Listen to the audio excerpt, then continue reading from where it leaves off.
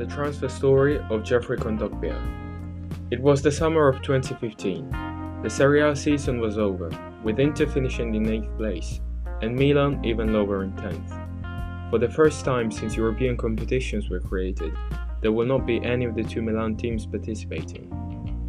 Both will desperately try to find their way to the top, and seeing the Frenchman Kondogbia the right man to strengthen that midfield. Born in 1993, good technique, strength and personality, Kondogbia was coming off a season as protagonist with Monaco, where the team from the Principality reached a solid 3rd place in the league and went as far as the quarterfinals in the Champions League, being knocked out by finalist Juventus. He was seen by many as the new Paul Pogba, given the similar characteristics to the Juventus midfielder. Gold medalist at the Under-20 World Cup, just alongside Pogba, he had 57 caps in the youth teams of France and 10 goals. Not bad, justifying why he brought the Milan club's attention to himself. Sinisa Mihajlovic's Milan sees him as a key player, while Inter, coached by Mancini, wants to fulfill his wishes. It is common knowledge that the current manager of Italy has always been a great fan of Yaya Toure, and with the Ivorian out of his reach, but also on a slow decline, Kondogbia was seen as more than just a backup. He was the right hair of Yaya Toure and the perfect player for Mancini. It's the 18th of June 2015. Milan began the talks with Kondogbia and seemed to get very close to an agreement with Monaco that would quickly exclude the rivals. However, Inter wished to spoil the party and joined the talks, aiming to overturn the initial choice with Mancini's strong interest, as the coach personally talks with Kondogbia to make him feel as a pivotal part for Inter's project. Milan still appear to have a clear advantage, and with discussions of 40 million euros, there doesn't seem to be time for a counter-move by Inter. This transfer derby is spicing up, as none of the two teams wish to strengthen their direct rival, and both try to play all their cards. Fassone, at the time working for Inter, and Ausilio don't let their heads down following Milan's position, and quickly go to the Principality to have direct talks with Monaco. At Monte Carlo, however, Milan CEO Galliani is also present, hinting that there might be a real head-to-head display, which puts Monaco in a strong position.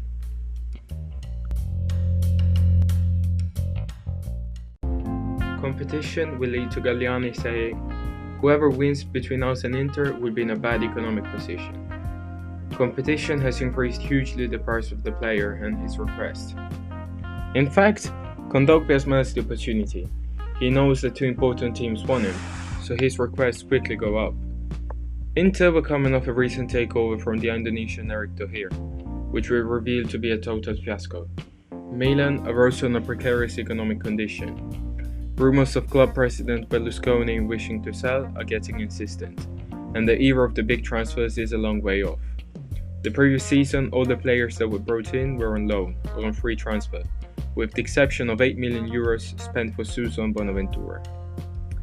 Inter also appear willing to limit their expenditures, as Ausilio comments, "We were in Genoa, and at the last second we decided to come to Monte Carlo."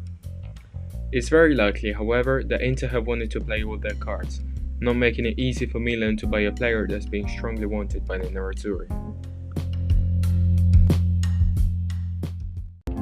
One of the most incredible transfers seen takes place on the 19th of June 2015 at the Monte Carlo Bay Hotel, where the Monaco directors sit in the same room with Inter and Milan correspondents, but obviously on different tables. It's normal that there is a tense atmosphere, and the Monaco representatives need to put a lot of effort in to manage the chaotic situation. At one point, it appears that there is an old-style battle, with Galliani commenting, "I'm not exposing myself. I'm staying in Monte Carlo, but other than Inter, there's also strong interest from Juventus. It looks like the team trophy."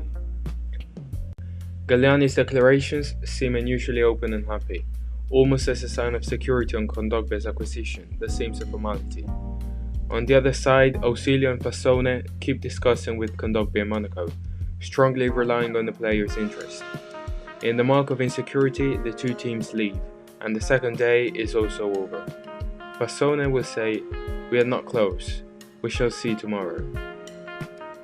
The negotiations are lively, and all the fans hope Kondogbia will join their team. The transfer derby is becoming a matter of pride, and the expectations on Kondogbia just add spice and hope to the story. It's the 20th of June, and after another intense morning, all of a sudden, Inter moved past Milan. It all ends quickly, almost too much considering how close Milan had been to buying the Frenchman. Agreement for 31 million plus bonuses.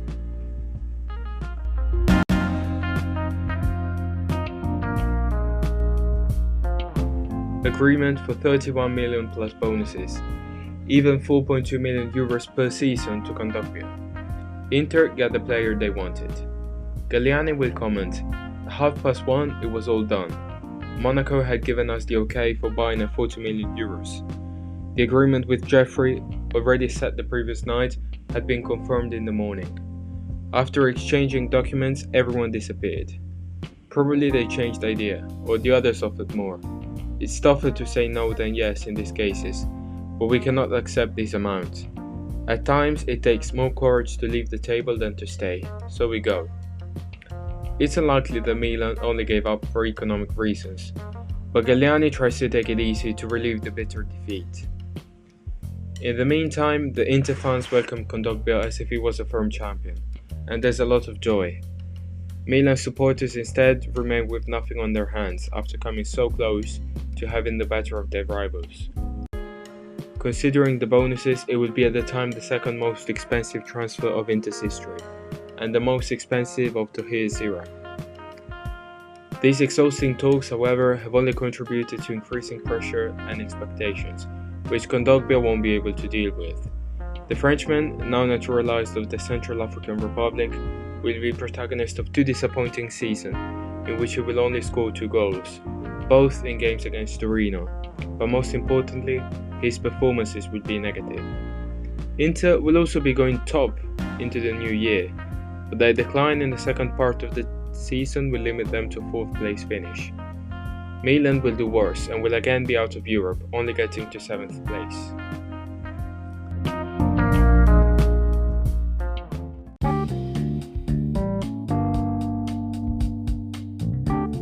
The Nerazzurri had thought of having made a bargain, getting the midfielder off Milan's hands, but the investment was a flop.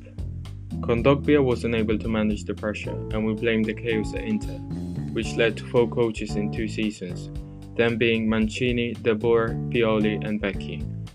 He will also be protagonist of a comical own goal against Chelsea from the halfway line, fortunately on the summer friendlies, and will leave Inter for Valencia. At one point, he decided not to show up to training anymore to force his transfer. Now, after some positive seasons, he is a regular substitute with Atletico Madrid. It's difficult that he will make his mark for being one of the best players on the pitch, but his transfer story where he was disputed by Inter and Milan will long remain in many people's memories.